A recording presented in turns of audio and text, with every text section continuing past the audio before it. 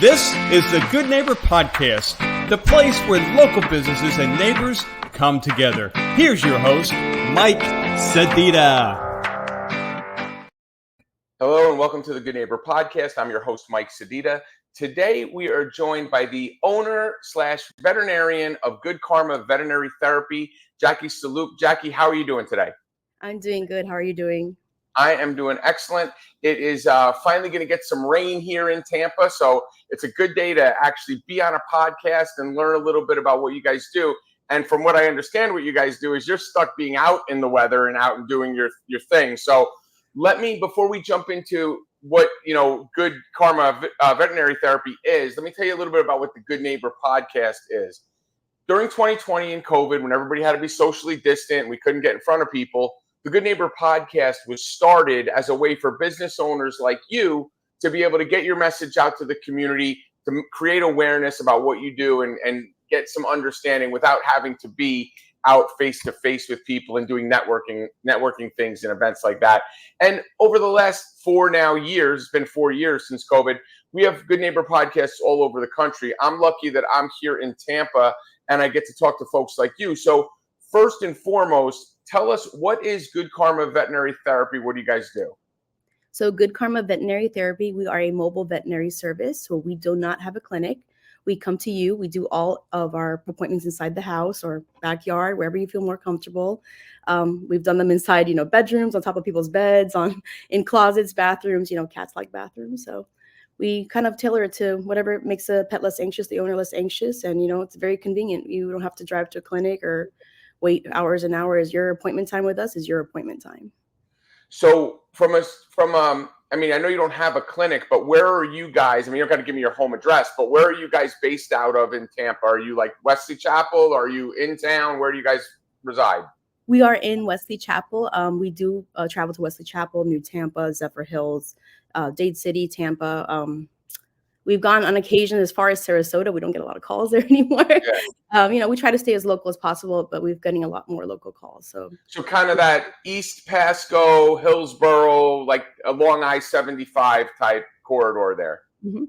Yeah, nobody likes to go to Pinellas County. I lived in Pinellas County for a while. It's like a bad dream. We all try to stay away from those bridges. So you guys generally won't go over that far. It's just too much.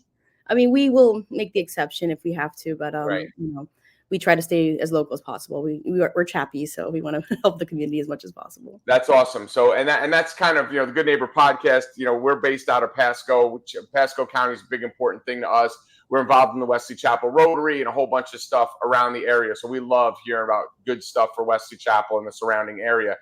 Tell us a little bit about your background. Your husband is he's a partner in the business. I'm assuming, based on the fact that you're doing the podcast, one of you is the majority partner and one of you is kind of like the silent partner, or is it truly 50-50 and he just said, I'll take care of the stuff around the house and you go ahead and do the podcast? Well, officially it's 50-50, but it applies to the business. Happy wife, happy life. Yeah, that's not applying to the business. That's applying to breathing for every man out there. Happy wife, happy life. Okay, so it is a 50-50 partnership. You guys both go out. Do you generally go out together or do you divide and conquer? If they're lucky enough, they can get both of us. If we have all the kids occupied and, someone's watching them, we try to, especially with a new client, if we're both available, we will come out. Usually it's just one of us. We have different styles of medicine, but I think everyone's pretty happy with him or me or both of us. A lot of our clients still have me and then him, but I've never had someone say, "Oh, we prefer one over the other." They've been very nice. So when you say different styles, are we talking bedside manner with patients? What is the different style? Are you softer and more coddling? And is he kind of like, give me that mouth, let me get this pill in there? He's very thorough. He puts the medicine first. He's very great with the people, though. I'm a little bit talkative. I like to sit on the floor, pet your dog, and give it lots and lots of treats and things like that. But for me, the most important thing is that you're comfortable. I don't want to force anyone to be examined that doesn't feel comfortable. We want to make sure that we address that before to begin with. But yeah, that's what I've been told by our technicians, that we're very different styles, but we're both kind of complement each other, I would say. So you bring up a great point. There's a couple things that logistically, I know if I go to the vet, Like I have a bulldog. My minimum vet visit is like $250 is like the entry point. It's like just to get behind the velvet rope is that like that. But there's reception. There is a tech that usually helps the vet. There's all these different things. How do you guys manage that? Is there a tech always with one of you to help you when you're on the job, unless it's the two of you together? As of now, it's just one of us at a time. Unless we both go to the appointments, we like to keep it as personal as possible.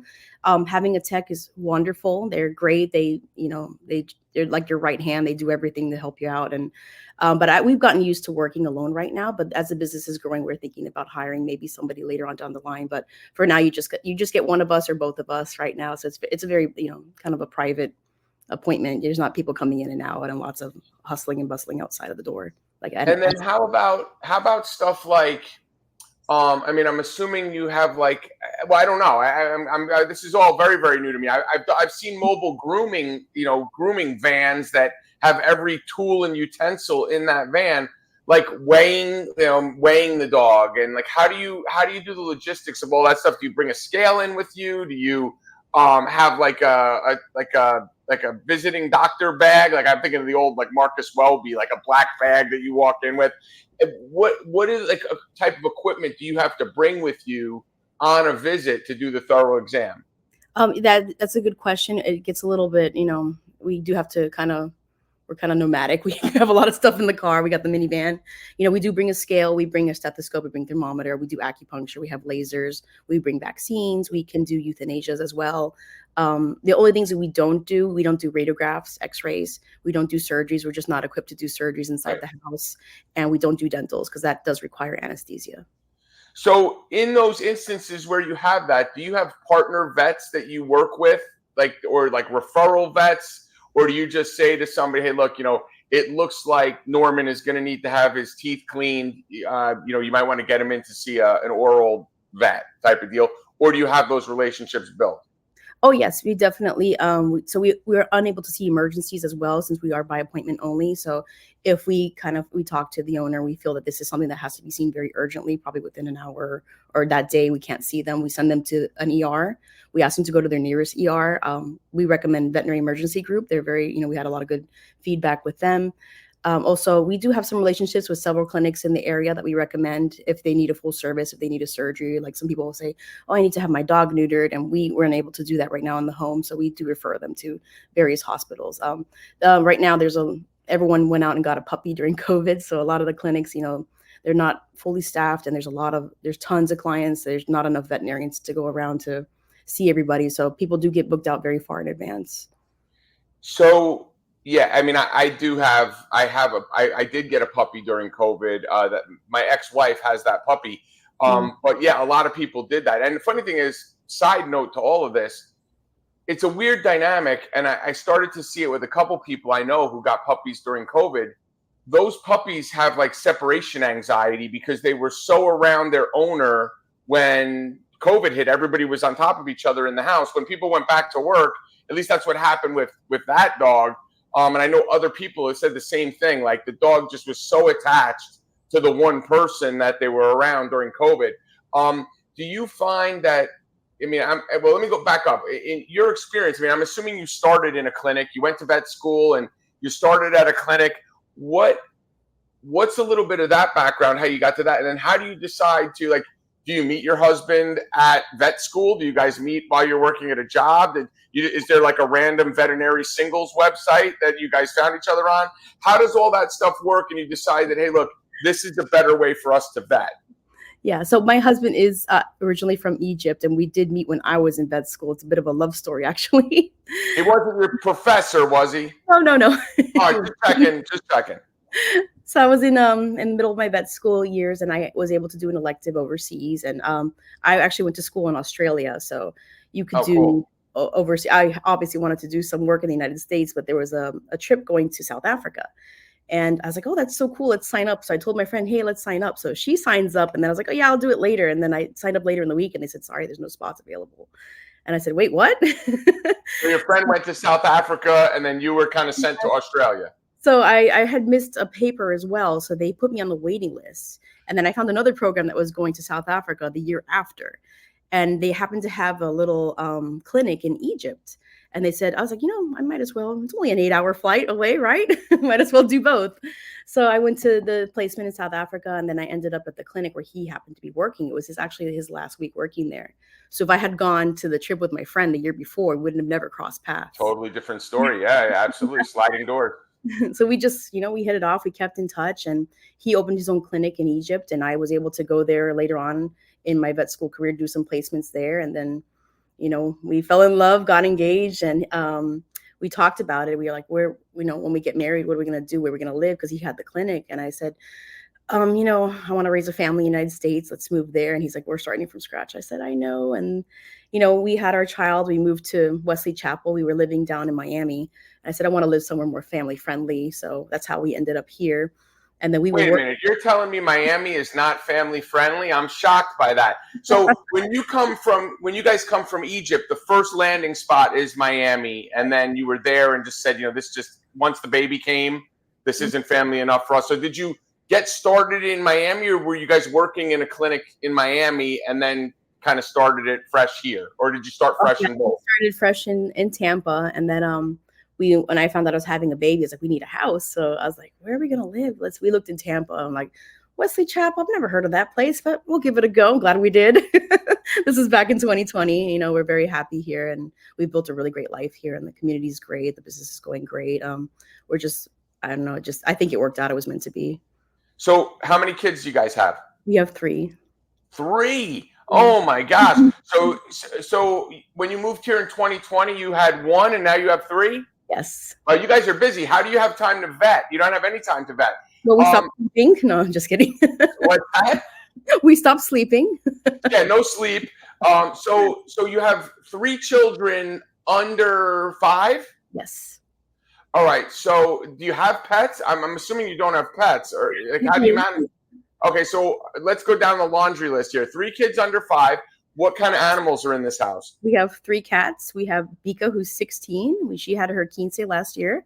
I have it on Instagram. Very cool. We got Luna. Did she get dressed up for a quinceañera?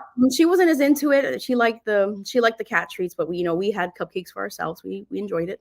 Cats are very aloof. They don't really get into parties. Now, if it was a dog, you might be all excited. Cats are probably like, oh, quinceañera, you bore me. I don't want to have to sit here through this whole party. So she's 16, and the other cats? Luna's 11. She's a tripod. She's missing her back left leg. And then we have and has no problem getting around, I'm sure, because they adapt. She can jump up on the bed. She can steal food. She can run. She can do everything. Nothing. And the baby? Yes, we have a Black Panther, who's a black cat. We adopted him last October. He's the baby. And we have 2 Italian greyhounds, Zico and Fabio. They're 3 and 2. And like full-size greyhounds? No, Italians. They're little. They're like 14. Babies. Okay, right, okay. Yeah, the cats beat them up, so they know their place. Yeah, well, and greyhounds, I mean, I know the adult-sized greyhounds, while they're trained to run, they generally are pretty lazy around the house. Are the Italian greyhounds the same way? It's a miniature version. They're couch potatoes all day long until they go out into the yard, and then they're marathon runners. So funny story is 1996, I lived in Atlanta. I go with a bunch of buddies to New Orleans for Mardi Gras. Very, very G-rated trip. But on the way back, we are driving through Alabama or Mississippi, coming back from New Orleans, and we see this dog in the median of the highway. Turns out it's a greyhound. Turns out it was abandoned by its owner because it could no longer race. It had lost the thrill, or whatever you call it, the desire to race. And we ended up getting it into our van, bringing it home, and my buddy's mom ended up keeping it for the rest of its life. It lived its best life the rest of its time. But that's how I learned that greyhounds are just kind of like bumps on. They're as bad as my bulldog, like literally just want to lay around and couch potato. Oh, but that's a pretty full zoo that you have there. With not saying the kids, I'm not referring to the kids, but the animals. Do you find, and this is kind of the question I wanted to ask about internationally versus domestic here in the U.S., pets here in the United States is like a multi-billion-dollar entity. I mean, between breeders and pet rescue and toys and food and all these different things. Mm-hmm. Is there the same level of pet appreciation in Egypt that there is here? I think we're on another level. Here, right? Okay. So our dogs, we have everything you can think of. There, we treat them like people sometimes. Well, I will tell you, it's funny is, so Norman's part of my brand. He's in all my publications. He's on my podcast. He's all of that stuff. My girlfriend kind of gave me a hard time because I said, well, Norman, like we opened the medicine cabinet, which is above the refrigerator. It's Norman's medicine cabinet. He has his allergy medicine. He has his wipes for his face, his wipes for his ears. He has his cream for his paw pads to soften his paw pads, his cream for his wrinkles. Like his coconut oil for his food. Like he has more stuff and more health and wellness things, and he has pet insurance. Like I'll tell you, I don't know what I would have done. Norman got pneumonia in March of 2020, and the most expensive like emergency vet around is like Blue Pearl. We had one in Atlanta. It's very expensive, but they're readily available all the time. He was in a hyperbaric chamber for 7 days. My vet bill was $13,000. And thankfully I had pet insurance that paid the majority of it. So yeah, I mean, from a business standpoint, deciding not only to raise a family in the US and Wesley Chapel and all that, but from a business standpoint, probably a smarter business decision to set up shop here than in Egypt, right? We did really well in Egypt. Actually, we lived on the coast, and it was a very international state. It was Hurghada. There was a lot of people coming in from Germany, Russia, different countries, and we did a lot of pet passports for them and things like that. So you wouldn't believe the amount of people that travel with their pets overseas. It's really? A lot. Explain to me, what's a pet passport? Giving it a bill of health to be able to travel? Much like like the proof of rabies, proof of vaccination, their health records, things like that. Because some countries don't have rabies and things like that. They're very strict about coming back and forth. And some people were on holiday there, or they were living part-time in Egypt on the coast, and the beach there is beautiful. So yeah. And then is there similar quarantine? Like I know every country has different quarantine things. Like that was part of the reason at one point I potentially had a job in Europe that I could have taken. This is in a past life. And I didn't want to quarantine my dog for 90 days. I didn't want to do that. The passport doesn't alleviate that, right? Oh, no. Especially like I was in Australia where I studied, and there you saw the whole interview with Johnny Depp, and he brought his dog over there. What happened? They're very, very strict. They don't have rabies there. So you could be quarantined for up to 6 months, and you'd have to do that. It'd be very expensive. So if you don't have your paperwork and your health certificates and things in order, yeah, it's going to be a problem. So when you were a little girl, I mean, did you always love pets? Like, were you finding birds on the street and nursing them back to health? I mean, did you always have this bug for wanting to do this at an early age? Oh yeah, in my crib, they said they would wake up and they'd find all the cats in my crib, and they were my best friends. And every picture of me holding it, there's a picture of me soaking wet at the beach, and I'm holding a cat. How did you find a cat at the beach? I don't remember the moment, but I found it in the album. I was like, when did this happen? But I'm like, yeah, that seems like me. So now you and your husband have 3 kids and 5 animals and all this other stuff. And 11 chickens, I forgot to mention. Oh, wait, who, what? 11 chickens. 11 chickens. Okay, so you live in Wesley Chapel, but you probably live a little either northeast towards Zephyr Hills, because Wesley Chapel in the Wiregrass area, it's tough to just have chickens. Or like where in Wesley Chapel can you have 11 chickens? And I do live in an HOA. Okay, so we probably don't want to give out that HOA name specifically, because we don't want to bring anything up there. But like, do your neighbors do you bribe your neighbors with fresh eggs? Like, how do you get them to not get upset that you have chickens going off? They have to know that we have chickens, but we don't have any roosters, so they're a bit quieter. Okay. Now, is the purpose of the chickens, is it for like having eggs to have? Is that part of the reason why you do it? A bit, and they're pretty friendly. They come up and we feed them leftovers and things, and they'll jump right up to you and let you Wait a minute. You feed them leftovers. So is it like bread? Like what? Like you're not feeding them? No, they eat their regular too, but they'll eat anything. They don't have many taste buds. So. Oh my God! So you just throw it out there. They're like garbage disposals in the yard. Yeah, they love pasta, and they actually love chicken too. Oh my God, that's cannibalism. What are you doing? Didn't you see Social Network? You're feeding chickens to chickens. So let me ask you: do you guys have the opportunity to do anything for fun? Like, I mean, do you just take the kids to main event? And I mean, they're too little to go to main events. What do you guys do to have a break? Do you have a babysitter that you can trust to leave with the farm and the kids? Well, if we do have free time, we do carve out family time. That's very, very important. That's kind of one of the reasons we started the business. So, we don't work on Saturdays. That's family time, family day. In the evening, the phones are off. That's family time. The kids love to be in anything that's water, especially with this temperature outside Yeah. right now. My middle daughter, she's obsessed with horses. So we do go to a lot of ranches and things. My youngest son, he loves cats, dogs. He loves reptiles. So he sees a dog or cat, he kisses it on the head because he sees me doing that. It's really cute. So it's likely that one or more of them might go into the family business. Is that kind of the vibe and the feel at this point? Hopefully, if they want to, I would definitely love to mentor them. It's hard if you go into veterinary medicine, and a lot of my colleagues, they're in clinics now and they're burning out. They're just being forced to see dozens and dozens and dozens of patients. And kind of, I don't know if you've been to a clinic and they come in, they open the door, their foot's out the door, and they're like, okay, is everything okay? Good, good. Thank you. Bye. Because they're just like, oh, you got to see more people. You're not going to get out of here on time. And, there's a lot of corporates buying veterinary practices now. A lot. Yeah. Yeah. And they have the medical background. They don't know. And then just as poor doctors working themselves to death, and they're using their license to, charge people lots of money, and everyone thinks it's the doctor. It's not the doctor. It's, the management. They put a lot of pressure on the doctor. So, Well, I mean, that's medicine, even human medicine in general is a lot of that. I mean, I'm not going to give the names of the veterinarians, but they are right in your neck of the woods. But one of them, my ex-wife brought her dog, who was a bulldog, who was about to be 14, had brought the dog there previously. And, she's getting older. She's 14. Like, she's beyond the home stretch of life expectancy of a bulldog. And it was kind of like rubber stamping through. And then when we brought her back to, put her down, because she was really at the end of life, to make the decision to put her down, all of a sudden at the end, now they're like, well, you could try this and you could try that. And it just felt very disingenuous, because it felt like you had the opportunity 6 months ago to offer these things to try to help the dog, and you didn't offer them 6 months ago. But now, when we're about to put this dog to sleep, who's a patient of yours, who, frankly, the longer this dog is alive, the more likely that dog's going to be in your clinic because you're our vet or her vet. Now, all of a sudden, there were all these remedies and things that could be done, but it had gotten past that point.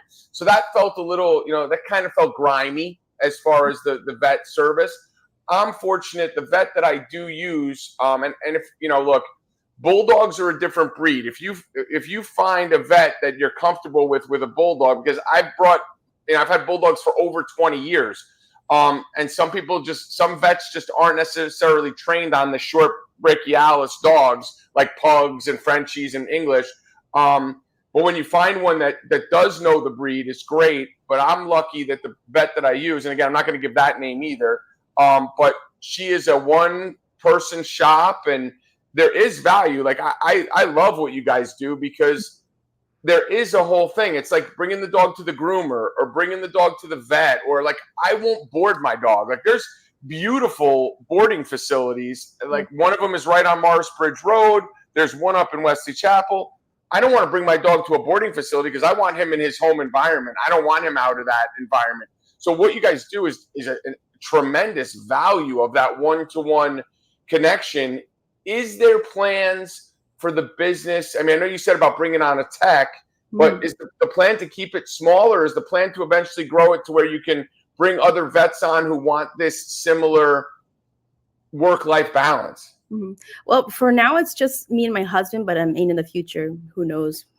we might scale the business in the future. We'll see how it goes, but it's been a hit so far, and people really enjoy having us come over and get to know them and their house and their pets. It's more personal.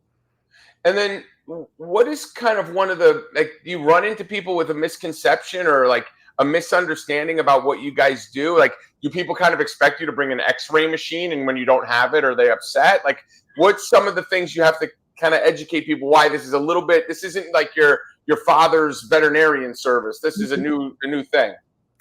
They've been pretty good about that. They've been pretty understanding. They know that we're not equipped to bring an x-ray machine into the house or do surgery within the house. Sometimes we get calls for people wanting us to come to cut nails, only cut nails. And I said, we're a veterinary service. You'd probably be better off with a groomer or right. A technician helping you when they can, because, we do charge a fee. We do charge for our time. And that's another kind of what you were telling me about what happened with your dog, that they were kind of giving you options that your dog was 14 and senior. It's tricky because some owners, they're ready to say goodbye, and some want to do everything possible, like down to, the last test to see if there's something that can be done. And it's hard as a doctor to navigate that. You're like, do I give this person the option of end of life care, or do I tell them that there's this option? Because what people think is kind of a misconception. The doctor is not judging you. If it's time to say goodbye and you're saying, hey, I don't want to spend, $25,000 on tests that might not, give us an answer, that's totally fine. That's not unreasonable. We're here to give you suggestions, and it's up to the owner. We can't make the owner do anything. Our job is to say, hey, this is, what we recommend. This is what's best for you. But ultimately, it's the owner who decides what to do. But I've had people calling me in tears and saying, oh, I don't know what to do. My dog just can't walk anymore. And do I do this? Do I do that? And I say, hey, there comes a point where even if you spend $5 million, it wouldn't, be even make any difference. So if you want to say, I'm here to help you. I'm not here to make you feel bad or judge you. Right. I think that specific scenario that we're talking about, it wasn't so much that. I mean, we have, when you own a bulldog, see, this funny thing is having bulldogs, there's a ton of bulldogs that are in rescues and I've been doing this now, since 2003 was when I got my first bulldog. So it's been over 20 years. And I get people that get offended from me because people will say to me, oh my God, bulldogs are so expensive. And I've actually said to people and offended people and said, look, if you can't afford to buy a bulldog, you most likely can't afford to own that bulldog, because the cost of having a bulldog, between the vet and the special food and the allergy medication and all the stuff I just said about Norman's little medicine cabinet, it gets expensive. At one point, we had 4 of them. And the reality is, it's not about that particular scenario wasn't about the expense. It's not necessarily the expense. It's the timing in which the options were made available. Those options could have very easily been made available 6 months sooner, a year sooner.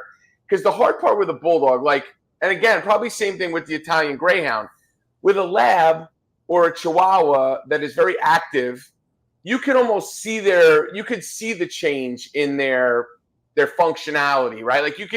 I had a German Shepherd. I could see when she hit the point where she was slowing down. You just knew it. She moved different. She acted different.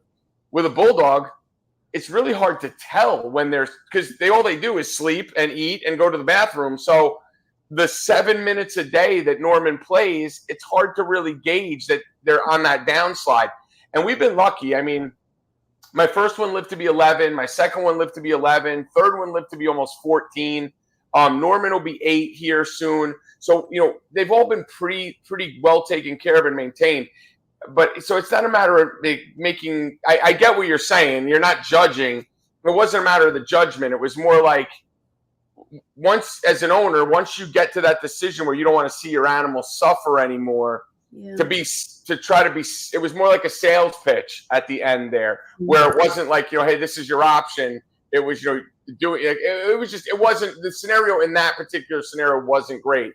But the other part that you kind of talking about that is end of life scenarios. That's got to be, I would think, a big part of what you guys do. A lot of people want to, if they're going to euthanize their pet, don't want to bring them to a clinic. They want them to do it in their home. Do you guys do that, where you do euthanasia and then actually help with the disposal of the pet and all that? Yeah, we absolutely do. We come in and we help with end of life care. And a lot of times people are looking for answers because they're like, is it time? I'm not sure. I don't want to prolong some suffering or anything, that's hurting them. And, they want that reassurance. That's very important to them. But sometimes we have to bring it up. And that's a difficult conversation when someone that's not on their, not on their mind, and say, hey, there's not much else we can do. We need to talk about end of life options. So we do make recommendations for aftercare as well. We talk to owners, whatever they need. We're there to help them. There's no right or wrong answer. It's like, is it time? Right. Is it not time? I mean, it's hard, but I've seen other doctors, veterinarians do that. They don't know, is this a good time to put my cat to sleep? My dog, is my dog suffering? You kind of need a neutral person to say, hey, this is what I think, this is what I would do if I could make that decision in your shoes, because that's a hard place to be. Yeah, I think, you hit the nail on the head. I mean, I think as a pet owner, and we already established here in this country, pets are like part of your family. If you're going to take on a pet, it's for life. That's your pet. That decision to put a pet to sleep, people do want that. Like, hey, look, in my experience as a professional vet, seeing your animal at this stage, is there stuff we could do? Probably yes, but we always went engaged by like quality of life. Is quality of life diminished? And it was always hard with a bulldog because quality of life is the couch, the floor, the bathroom, and food. So yeah, I mean, that's a hard one. You kind of want that reassurance of someone who's a professional like you to go, you know what, Mike, looking at it, he can't really be doing well with his legs or his breathing or et cetera, et cetera. And that's the hardest. That's got to be the hardest thing to go in and do in your profession. It's kind of a myth. To me, that's one of the most important appointments I have with my clients is the euthanasia or the end of life care, because that's the one. They might remember the puppy visit. They might remember when the dog, needed antibiotics, but they will not forget when you were there helping their pet pass over. And I worked at a corporate. I was doing end of life care exclusively, and the letters and the things that people told me, like, I didn't know I made such an impact on their life or it helped them that much. Everyone's like, oh, that's got to be the hardest part of your job, and I said, absolutely not. I'm helping these families, and it's such an honor. Not everyone gets the chance to do that. And I'll take a peaceful death any day over the other things I see. Yeah. I've seen some very horrible, sad things that I don't want to bring up, but yeah, I can't even, honestly, Jackie, I cannot even watch like some of these things, like that stupid Sarah McLachlan song. Every time I hear that song come on, like I could be randomly somewhere in an elevator and hear that song come on. And people think I'm, I'm callous or cold-hearted. I could watch a movie and a school bus of children could go off a bridge and I'm like, oh, that's terrible. One dog, I Am Legend with Will Smith, that one dog in that movie, I can never go back and watch it. I just don't want to ever watch those scenes and the terrible things that happen. Maybe I'm wired wrong. It's possible. I don't know. It wouldn't be the first person to suggest it, but it's just kind of the thing. So, as we start to wrap this up a little bit, what is the one thing people that are listening to this that love their pet and are looking for that personal one-to-one, like, what do you want them to know about Good Karma Veterinary Therapy? So it's just me and my husband. We get to know you. We get to know your pets. We come to you if you have trouble driving, if you have 15 cats and you can't take them all to the vet at once. And, your time with us is your time with us. We're here to get to know you, and we're here to help you. If it's an emergency or a surgery, we will refer you. But if you're looking for that personal, we will spend our time with you. We're not going to rush you. We're not going to be late. So if you're looking for a new vet and you want to get to know someone really well, you're looking for a new point of care, have trouble with transportation, you're looking for something more convenient, call us. And then, great segue, how do people get a hold of you? So you can contact us by email, goodkarmaveterinarytherapy@gmail.com. Our phone number, 813-291-3570. You can go on our website, goodkarmaveterinarytherapy.com. Find us on social media. We're on Instagram, we're on Facebook, we're on TikTok, any of those ways. So what we'll do when we post the video is we will include all those socials and all that information. But folks, right now, if you want to do a little bit more research, goodkarmaveterinarytherapy.com, goodkarmaveterinarytherapy@gmail.com, or the easiest way, just call Jackie and her husband, 813-291-3570. Check them out. They're family owned. They're going to give you the personal touch, the personal treatment that your pet deserves and that you want for your pet. And they're clearly good neighbors, except maybe for the chickens. But that's probably a story for a totally different podcast. Jackie, thank you so much for being a good neighbor. Thank you so much for being on the Good Neighbor Podcast. Thank you for having us. We appreciate it. Thanks for listening to the Good Neighbor Podcast Pasco. To nominate your favorite local businesses to be featured on the show, go to gnppasco.com. That's gnppasco.com, or call 813-922-3610.